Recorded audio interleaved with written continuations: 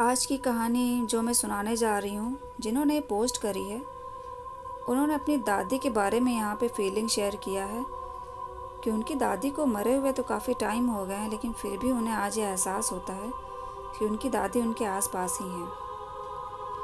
Hello, मेरा नाम आंचल है और आप मेरे साथ मेरे YouTube channel real horror incident में।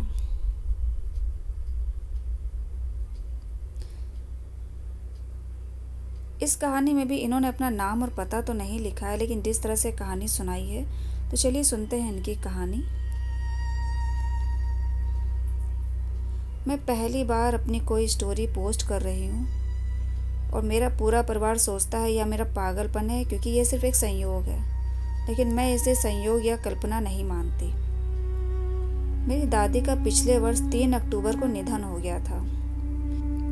वह काफ़ी सालों से किसी एक बीमारी से परेशान थी। वो बीमारी क्या थी, कैसी थी, ना कोई डॉक्टर जान पा रहा था, ना किसी को कुछ समझ में आ रहा था।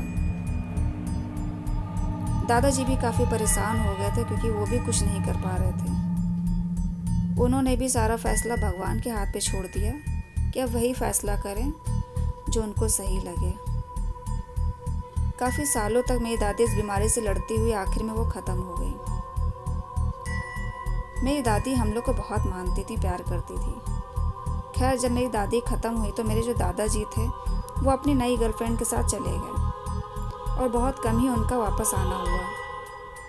मेरी दादी जी जब ख़त्म हुई थी तो मुझे कई बार अपने आसपास ये फील हुआ कि जो वो सिगरेट पीती थी उसका धुआं या वो जो इत्र लगाती थी उसकी गंध मुझे अपने आसपास महसूस हुई। और ख़ास तौर से मुझे ये स्मेल वहाँ आती थी उस पीली लिली के पौधे के पास, जो पौधा मैं उनके फ्यूनरल से उठा के ले आई थी। आप लोग इसे मेरा पागलपन ही कहेंगे, लेकिन मैं वो पौधा उठा के लाई थी और मैं उसे सूंघती भी थी कभी कभी, और मैं इमेजिन करती थी कि मेरी दादी मेरे साथ हैं। आश्चर्य की बात ये थी कि मेरी दादी जी को पीली तितलियाँ बहुत पसंद थीं, और आप सोच नहीं सकते हैं कि हम लोग जहाँ जहाँ भी जाते थे हम लोग को पीली तितलियाँ ज़रूर दिखती थी।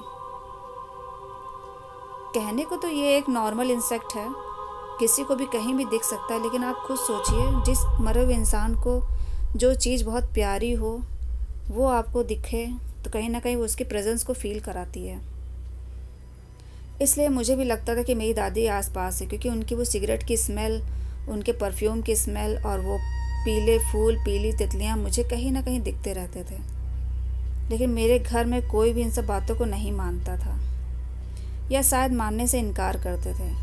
ऐसा नहीं कि ये सब चीज़ें सिर्फ मुझे ही फील होती थी, मेरी माँ और चाची को भी ये सब चीज़ें एहसास होती थी, लेकिन वो इन सब बातों से इनकार करती थी, क्योंकि वो अभी भी उनकी डेथ से उबर नहीं पाई थी और अभी भी शोक में थी।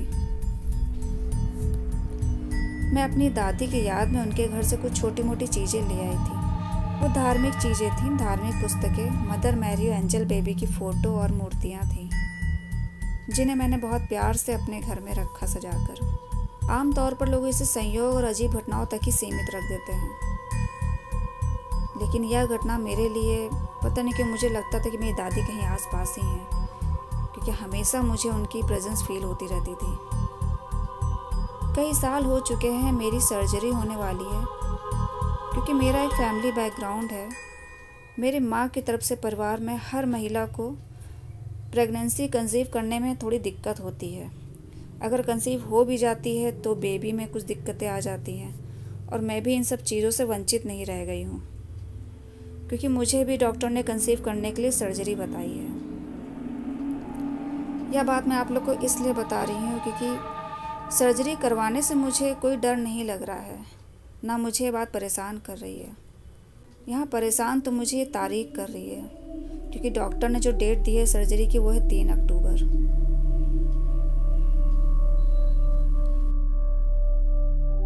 तो अभी आप लोगों ने जो कहानी सुनी, मुझे तो ये कहानी अच्छी लगी, और अगर आप लोग को भी अच्छी लगी तो प्लीज़ मेरे वीडियो को लाइक कर दीजिएगा, और जो नए हैं प्लीज़ चैनल को सब्सक्राइब करिएगा, चैनल को सपोर्ट करिए।